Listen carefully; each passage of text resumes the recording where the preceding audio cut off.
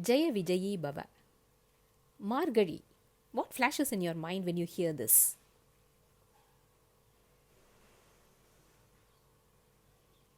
I'm sure many of you must have thought of rangoli, flowers, bhajans, Margazhi school weather, the fog, Pongal, Vaikunta Ekadasi, Tiruvadirai, Hanumat Jayanti, or Christmas, English New Year. Lots of spiritual activities, Vrada period, Tiruppavai, Tiruvambavai, Andal, Srirangam, Chennai Music and Dance Festival season, and so on. One can line up continuous activities during this month. Amongst all these, Tiruppavai is our cherry pick for this Margazhi's discussion, and hence thought of sharing some perceptions which could be related to our activities in the current scenario. It may also help us to enjoy the brilliance of Tiruppavai.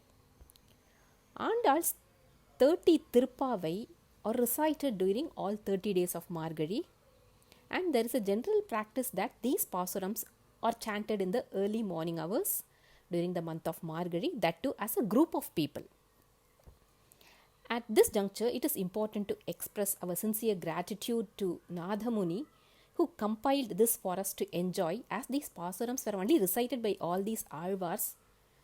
That is, we didn't have the written format those days.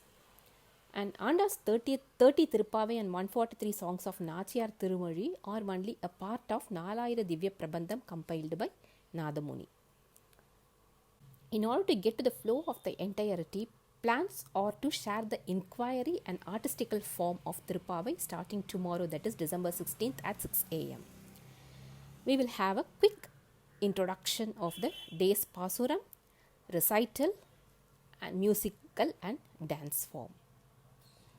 As a kick-off session today, let's take a quick glimpse of Tiruppavai.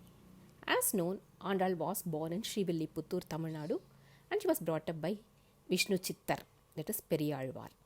He, being an ardent devotee of Vada Patra Sai, Periyalvar used to chant Veda Parayanam day in and day out.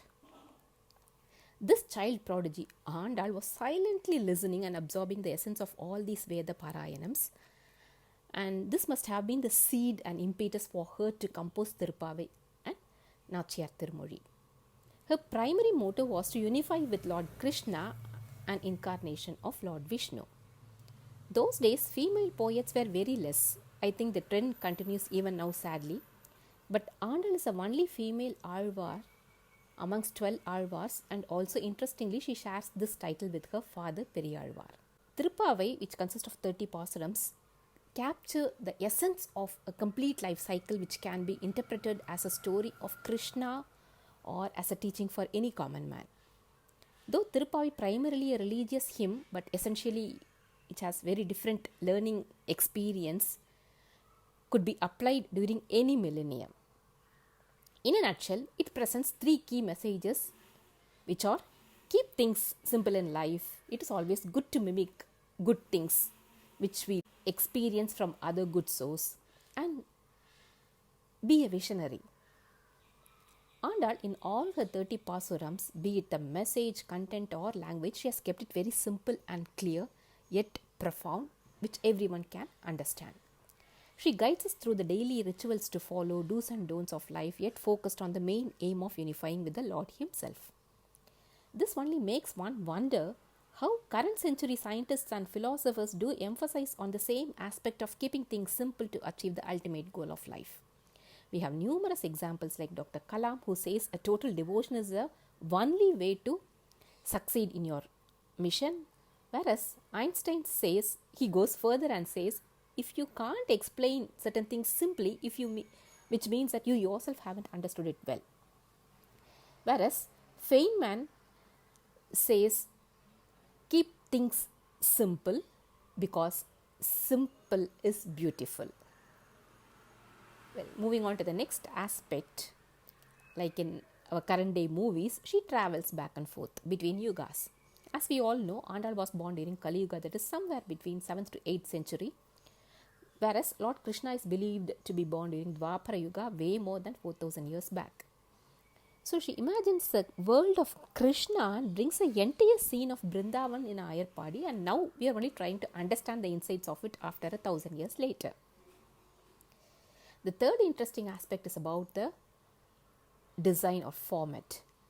Andal has structured the pasarams in such a way that it mimics the modern vision documents where every organization or institute charts out vision, mission, strategy, timeline, goals, etc. How brilliant, isn't it? And Andal's ultimate goal of life is to surrender at the Lord's feet and to unify with Him, which she has accomplished it by putting in an elegant and organized way. So with this quick introduction, let's close it up for today's session with a question of why Margazhi was Andal's choice and how she kickstarts her first Pasuram. Thank you for joining. Looking forward to seeing you tomorrow.